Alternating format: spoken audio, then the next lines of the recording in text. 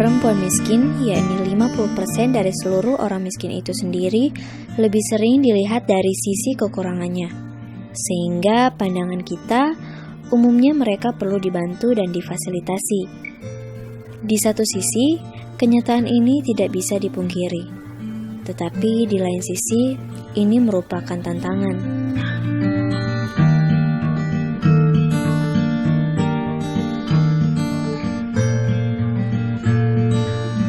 Anda bisa cari di Google, praktek cerdas perempuan miskin atau inovasi perempuan miskin semacam ini. Atau bahkan mencari literatur soal ini.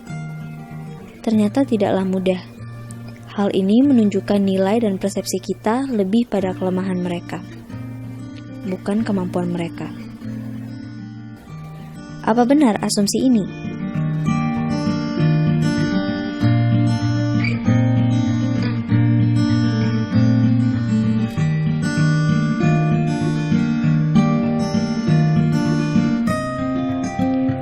Praktek cerdas perempuan miskin inilah mengilhami konsorsium Global Concern dan Couple Indonesia untuk mengangkat apa yang sudah mereka praktekkan.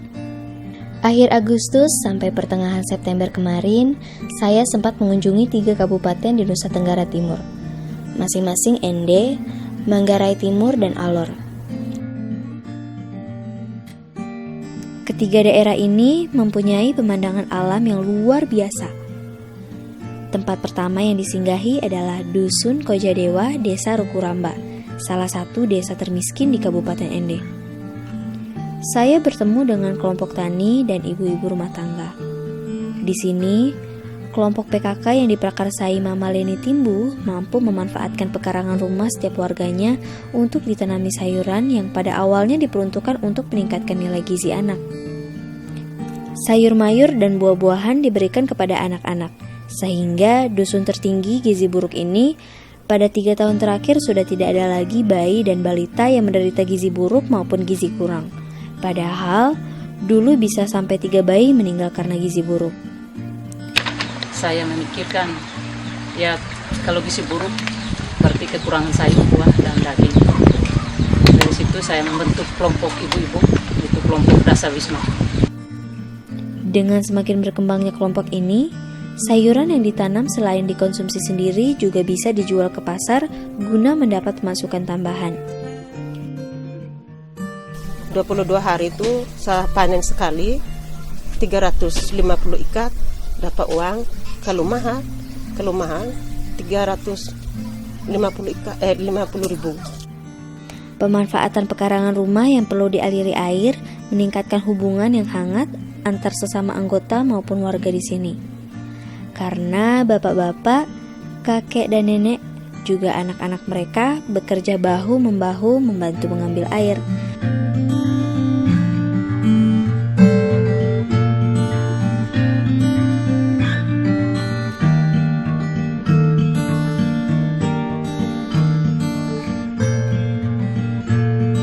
Perhentian berikutnya adalah Alor. Betapa mata ini dimanjakan sangat oleh pesona alamnya. Tak jauh dari kota Kalabahi ada desa bernama Pelelang. Ini target saya berikutnya. Di sini saya bertemu dengan Mama Maria Aran, seorang dukun beranak yang kemudian menjadi kader Posyandu.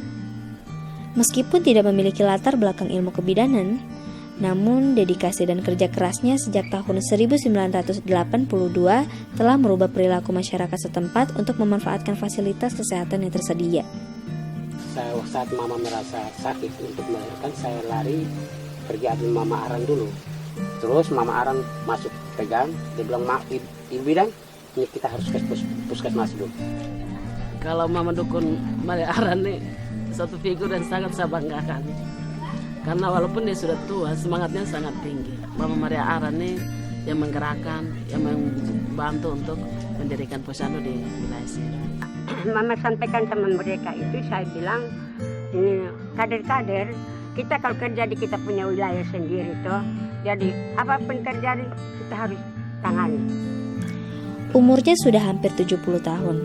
Dan sejak tahun 1989 tak terhitung lagi berapa banyak jumlah persalinan yang ditolongnya. Di sini posyandu selalu jalan, tetapi sayangnya fisik ini sangat mengganggu konsentrasi pelayanan ibu-ibu hamil dan juga anak-anak yang datang di posyandu. Ibu ini pemerkasa kader posyandu sejak tahun 1989. Suksesnya penurunan angka kematian ibu dan anak tidak terlepas dari kerjasama yang baik antara bidan-bidan dan sosok-sosok berdedikasi tinggi seperti Mama Maria Aran ini. Dari kota Alor, kami menyeberang ke Pulau Ternate. Apa yang membuat saya harus ke sini? Ini jawabannya. Benar, kain tenun ikat merupakan khas daerah sini. Siapa yang tak kenal tenun ikat dari NTT? Tapi apa bedanya di sini? Itu yang benang itu pertama putih. Kalau pewarnaan alam itu mangkudung menjadi merah coklat, nila menjadi hitam, akar kayu kuning menjadi kuning, daun ketapang menjadi hijau daun. Beliau adalah Mama Admina. Peranan beliau dalam melestarikan kain tenun dengan bahan-bahan alami termasuk warna dari bahan hasil laut patut diacungi jempol. Saya diceritakan secara detail tentang metode pewarnaan yang menjadi inspirasi di balik motif pada kain tenunan produksi mereka. Serta bagaimana beliau mengorganisir pembentukan kelompok-kelompok penenun di daerah ini. Kelompok ini sudah menghasilkan 96 pewarna alami dari darat dan laut.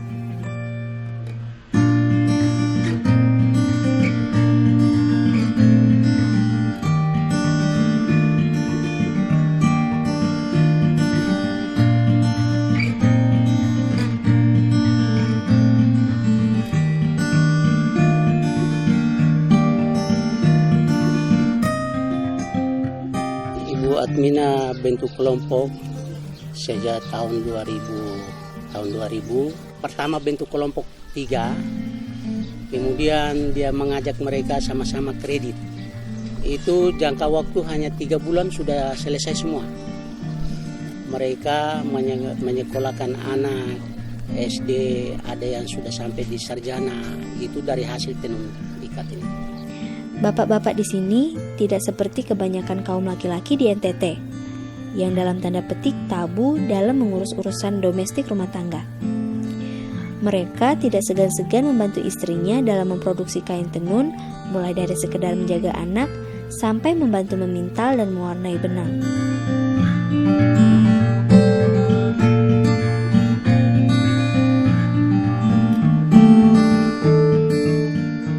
Meninggalkan Alor, saya kemudian bertolak ke Kota Borong, ibu kota Kabupaten Manggarai Timur. Manggarai Timur adalah kabupaten baru hasil pemekaran dari Kabupaten Manggarai sebagai induknya. Sebagai kawasan yang baru berkembang, geliat perekonomian di daerah ini terbilang cepat dan dinamis.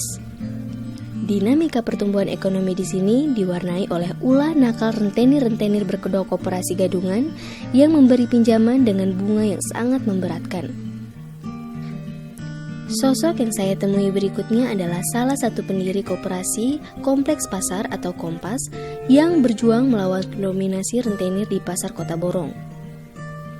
Mama Adel membangun sebuah koperasi berdasarkan pengalamannya waktu dulu berhutang pada rentenir. Rata-rata seluruh pedagang dalam kompleks pasar ini memiliki pengalaman yang serupa. Ceritanya, kalau umpamanya kami ambil hari ini, mulai besok sudah mereka tagih sudah. Kalau tidak bayar, mereka paksa harus bayar. Kadang dia bentak-bentak kaki, ibu harus bayar. Saya sebenarnya ke sana ke bank, tapi kami tidak punya jaminan, Bu. Jauh berbeda. Dan sangat terima kasih ada Koperasi Kompas yang hanya 2% saja dibandingkan dengan 20% dan dibentak-bentak kalau tidak bayar. Jadi saya mulai mengumpulkan mereka dengan arisan. Sudah dengan begitu kena arisan terbentuklah perkumpulan kami, Pak. Akhirnya saya mulai menahan uang saya. Cobalah uang ini juga kalau terima 1 juta boleh kita kasihkan separuh biar kita jadi buat ikatan, makanya gitu, buat ikatan. Kas inilah yang tiap hari saya bagi kembali kepada saya punya anggota. Setiap hari Minggu. Ternyata perempuan miskin punya asa sosial dan kemampuan yang dimilikinya.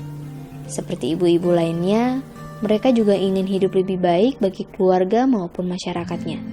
Bayangkan, jika kebijakan penanggulangan kemiskinan mengintegrasi pembelajaran dari perempuan-perempuan miskin di banyak tempat di Indonesia dan menjadikannya salah satu pendekatan dari beragam pendekatan yang sudah ada.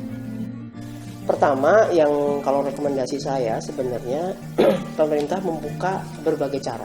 Itu dulu ya. Mengakui bahwa uang itu bukan satu-satunya cara.